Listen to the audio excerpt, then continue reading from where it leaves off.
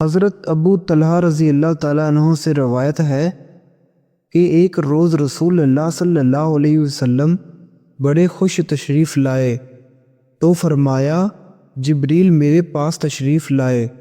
تو انہوں نے فرمایا آپ کا رب فرماتا ہے محمد صلی اللہ علیہ وسلم کیا یہ بات آپ کے لیے باعث مسرت نہیں کہ جب آپ کی امت میں سے کوئی شخص ایک مرتبہ آپ پر درود بھیجے تو میں اس پر 10 رحمتیں بھیجوں، اور آپ کی امت میں سے جو شخص ایک مرتبہ آپ پر سلام بھیجے